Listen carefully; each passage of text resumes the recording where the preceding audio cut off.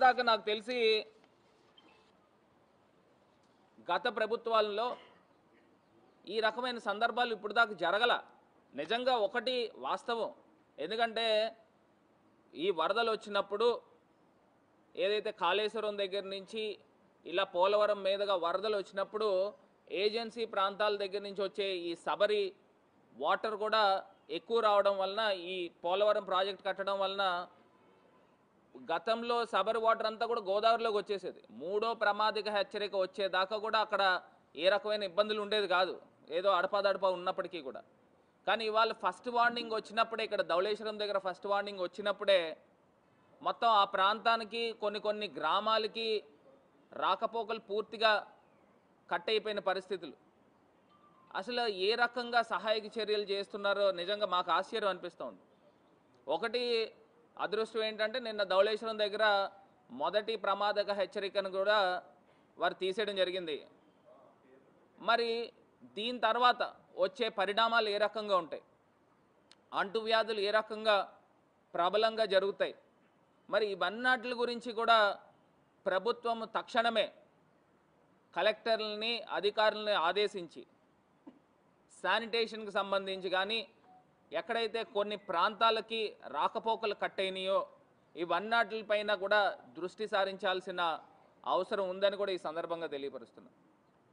మరి నాకు ఒకటి అర్థం కానిది ఏంటంటే, ప్రతి సోమవారం పోలవరం అన్న చంద్రబాబు నాయుడు గారు మరి సహాయక చర్యలు ఏ రకంగా జరుగుతూ ఉన్నాయి, వరదల్లో చిక్కుకున్న బాధితులు ఏ రకంగా ఉన్నారు అని ఇప్పటిదాకా చాపర్ పైన హెలికాప్టర్ పైన సర్వే చేసిన సందర్భాలు కనబడలా. మరి ఒక్కసారి రాష్ట్ర ప్రజలందరూ కూడా గమనించండి. ఇప్పుడు అక్కడ పోలవరం దగ్గర జనరల్గా జరిగే వర్కులుకే ఈయన సోమవారం పోలవరం అని వెళ్తూ ఉన్నాడు. మరి ఇక్కడ ఇంత ఘటనలు జరుగుతూ ఉన్నాయి. మరి జరుగుతున్నప్పుడు ఈయన ఏ రకంగా ప్రజల్ని మరి ఆదుకునే ప్రయత్నం చేశారు ఒక్కసారి ఆలోచన చేయాల్సిందిగా మరి కోరుతా ఉన్నా. తక్షణమే ఇప్పుడు రాజమండ్రి దగ్గరికి వచ్చినట్టయితే ఏదైతే బ్రిడ్జి లంక దగ్గర కొంతమంది కుటుంబాలు ఉన్నాయి, వాళ్ళు మామూలుగానే జనరల్గానే బయటకు వచ్చేస్తారు. వీళ్ళు ఏదో తీసుకొని వచ్చి ఏదో ఫోటోకో లేకపోతే మీడియాకో చిన్న షో చేసే కార్యక్రమం చేస్తున్నారు.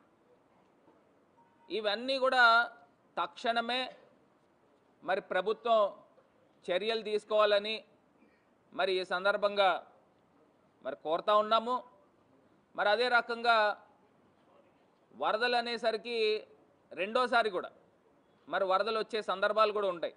ఎందుకంటే ఇప్పుడు మొన్న రీసెంట్గా చూసినట్టయితే మ్యాక్సిమం అవుట్ఫ్లో వెళ్ళింది 16 లక్షల క్యూసెక్ వాటర్ అనుకుంటా. మరి గతంలో 28 లక్షలు క్యూసెక్ వాటర్ వచ్చినప్పటికీ కూడా వైఎస్ఆర్ ప్రభుత్వము మరి జగన్మోహన్ రెడ్డి గారు ఎంత సమర్థవంతంగా వ్యవహరించారో ఇవన్నీ కూడా ఒకసారి గుర్తుకు చేసుకోవాల్సిందిగా ఈ సందర్భంగా తెలియపరుస్తూ, మరి ఒకటి లైఫ్ జాకెట్లని పూర్తిగా అందించకపోవడం వలన మరి ప్రమాదవశాత్తు విఆర్పురం దగ్గర మరి ఒక పిల్లోడు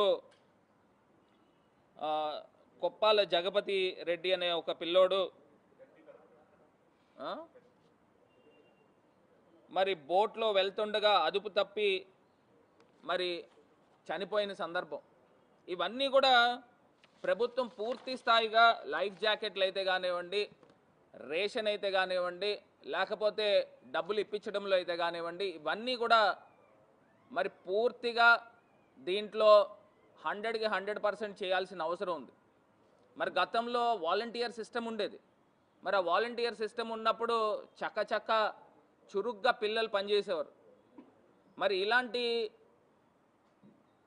మరి ఘటనలు జరిగినప్పుడు ఇమ్మీడియట్గా రెస్పాండ్ అయ్యి ఎక్కడికక్కడ మొత్తము వాళ్ళకి అందరికీ కూడా బాధితులకి అందరికీ కూడా వీళ్ళే వాలంటీర్ సిస్టమ్ అంతా